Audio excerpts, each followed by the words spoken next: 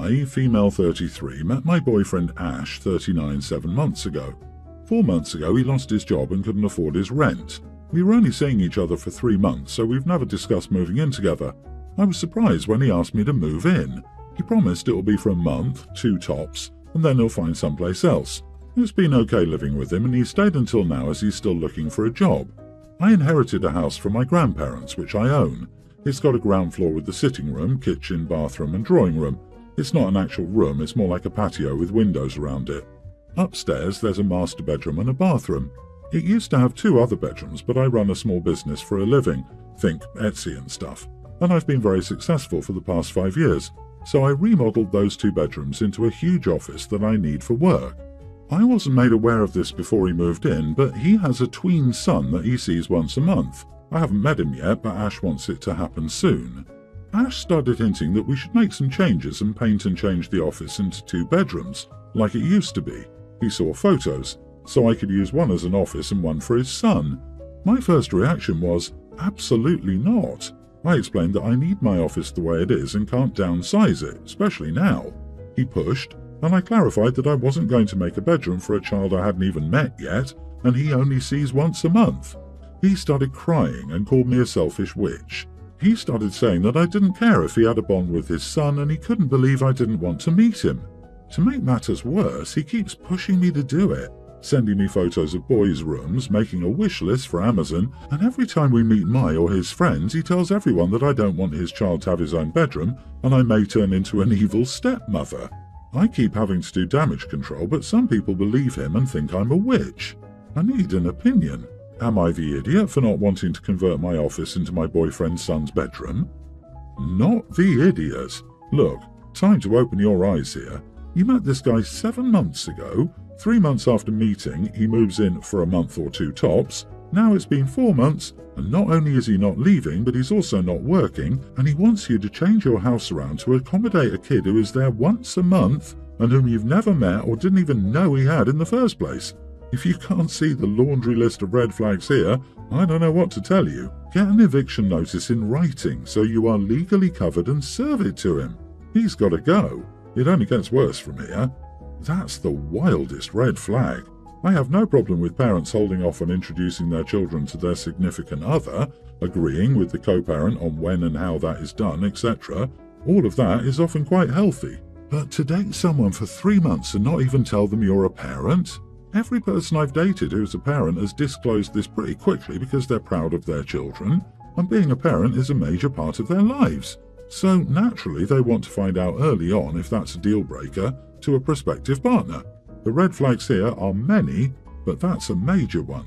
Girl, act now. I don't know how many red flags you need before you dump this guy, but you've got to be getting close, right?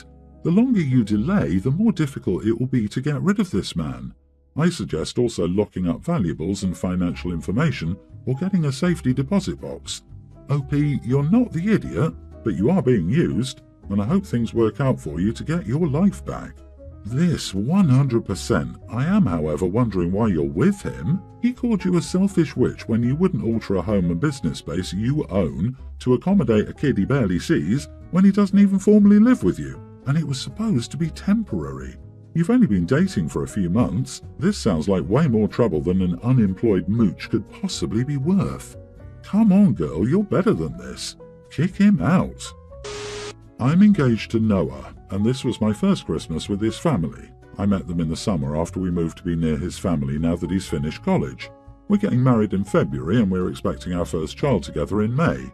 Being someone with no family and seeing how close his family was, I wanted to make sure I showed my appreciation for them with the gifts I gave, so I tried to get something each person would love. One of his sisters loves to read, so I made a book sleeve for her with little details from all her favourite books. One of his nieces is on the spectrum and wanted clothes for her stuffy, so I made some clothes for her to put on. Finally, I bought his mom a jewellery box she'd admired a couple of times after mentioning never having a real one.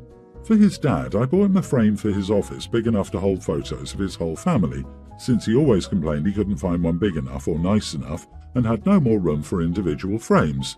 I included photos Noah had provided me in it. I got his other sister her favourite makeup, which she mentioned she couldn't afford to buy lately. Then I got his brother a signed piece of memorabilia from his favourite sports team. For the rest of the nieces and nephews, I bought wish list items the parents weren't getting. Noah thought they would love everything. He told me I didn't need to go to the effort I did. I spent weeks tracking everything down and searching for certain items, but he really thought they'd like them. But when Christmas Day happened, I could tell something was off. I spent the whole time worrying that I bought them stuff they didn't like anymore. They said nothing. But then the next day they asked Noah what the heck I was thinking, and I was like some kind of stalker buying them such personal stuff when I'm an almost stranger to them. The next day we saw them again, and I apologized for the gifts I gave them and told them I would be much more mindful in the future. I offered to make it up to them. One of his sisters called me a stalker to my face and told me it was no wonder my family didn't want me if I was so creepy to do stuff like that. Noah yelled at her. I apologized again and told them I didn't want to hurt anybody and that I would learn from this. They told me I had overstepped. Noah said we were leaving and they owed me an apology. I feel so bad. Noah supported me and told me I did nothing wrong, but surely there wouldn't be so much offense if that were true. I need to ask, am I the idiot? My goodness, they ought to be getting lumps of coal, not the idiot. Your gifts sound very thoughtful and you ran them by Noah. Not sure what's going on with his family, but in the future you can save a lot of time getting generic gifts. This is really sad. You went above and beyond for the family of your fiancé and you were met with distrust and mocking. My next gift for them would be the finger. That's hard to get over. Glad your fiancé is standing by you. I distance myself from his family ASAP. OP should have a deep conversation with her fiancé about this situation. The family's behaviour is so mind-bogglingly atrocious that I think something deeper is probably happening. They're upset that their son is marrying young or about to become a father in lieu of travelling or going to grad school or whatever, or that they wanted lots of in-laws themselves. Regardless, the couple needs to figure out what is really going on here, and OP needs to figure out whether her fiancé is willing to stand up for his spouse to his family over the long term. Unless they have a really convincing explanation for their behaviour, along the lines of, "We were all brainwashed by aliens that morning," I think they need to plan to live somewhere other than the fiancé's hometown. Right, they sound like perfectly ordinary gifts the family seemed interested in having. It's not like she went out and bought them all underwear. Something else is going on here. Their behaviour is seriously odd and honestly concerning. You were nice and thoughtful, and they denigrated you and reacted bizarrely. Talk to your fiancé. This is literally not okay. My 34 female daughter, Tween, has been acting uncooperative in the context of the planning process for my wedding. I've been engaged for almost 6 months and the wedding is happening in 8, so this was the moment to start the selection of the bridesmaid dresses.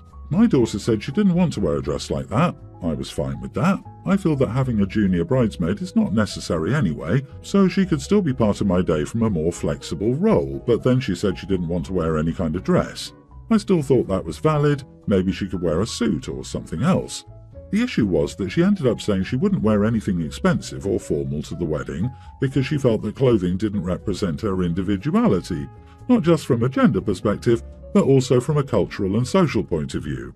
She says she will only accept coming if she can wear the following outfit: a Manchester City shirt, long black pleated skirt, and black leather sandals with 3-centimetre heels. I told her it would be better if she didn't come then, but she said if she wasn't at the wedding, she won't recognise our marriage and still consider me to be single.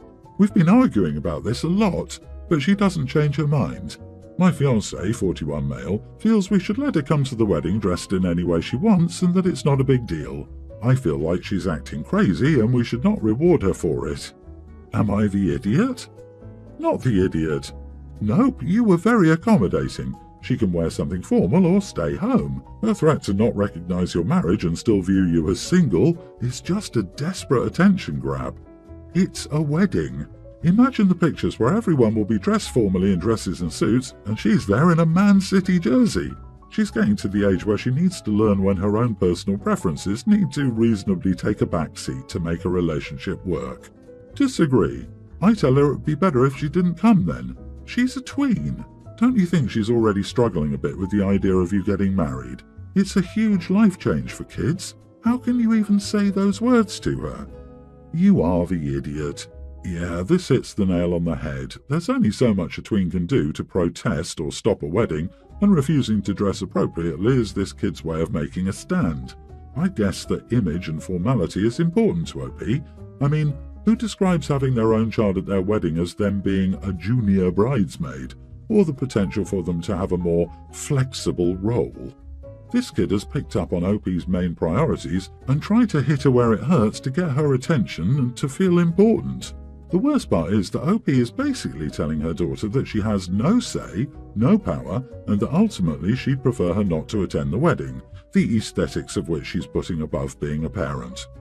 Does your daughter actually like your fiancé? Is her dad still in the picture?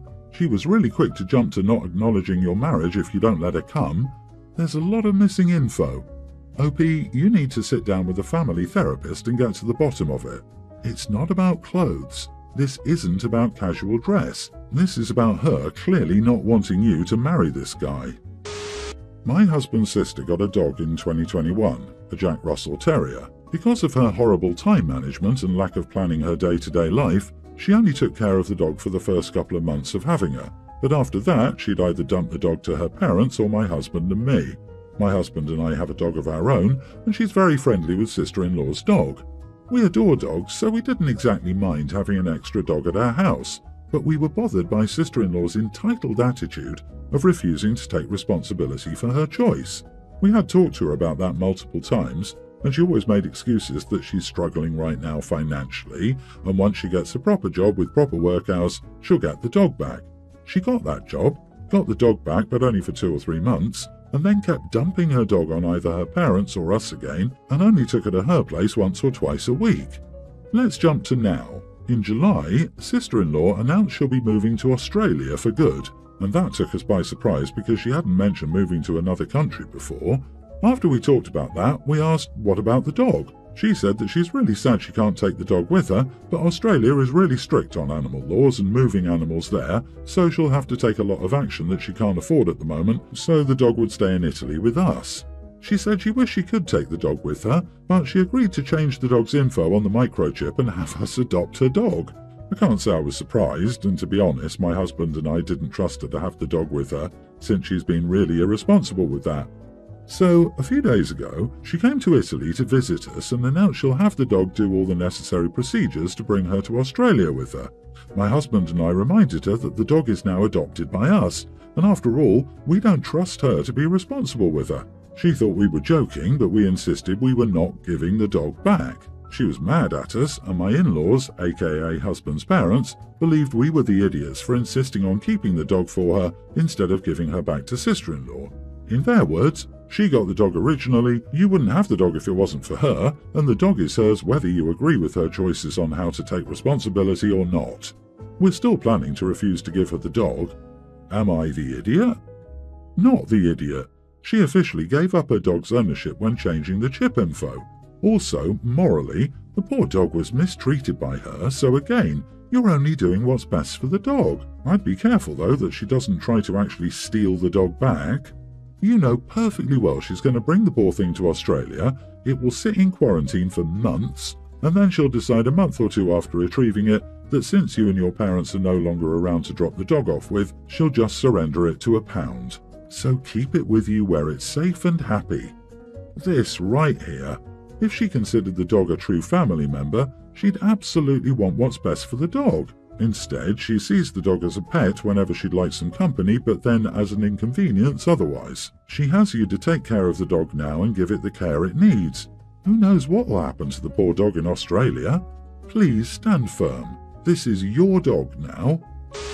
For some background, my 25 female mother is not good at teaching others. My mother gave me a very bad learning experience, whether it was schoolwork, driving or cooking. She got unnecessarily angry when I made a mistake and would call me stupid whenever I asked a question. I got good on my own with schoolwork and my dad taught me how to drive. On the other hand, with cooking, I only had my mom to teach me.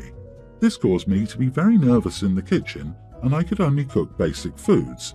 She did admit she had a problem later on, but part of me still resents her because that doesn't erase all the times I had to sit there and hold back tears as she berated me. When I was about 20, I started dating this guy who loved to cook. It was through him that I learned to cook.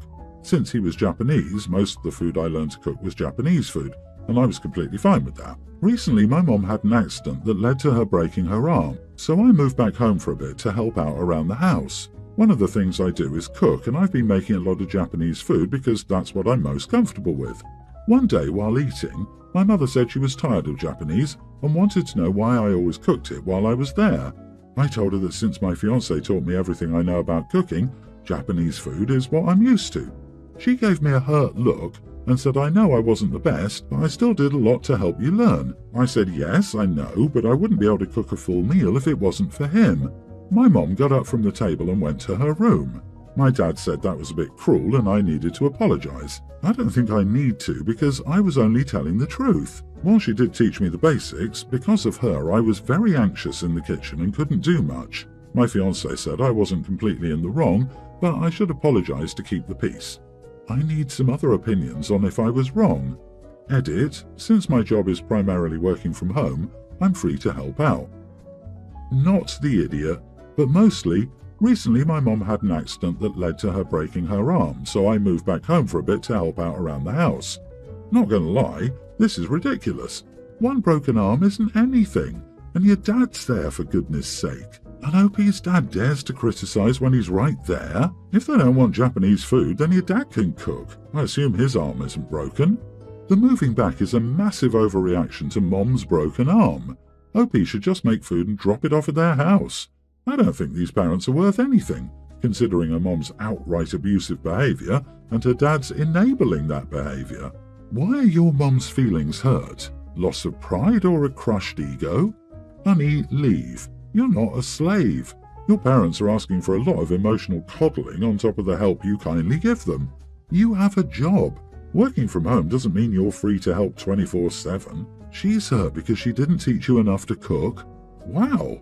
It's not your job to pretend she did something she didn't to make her feel better.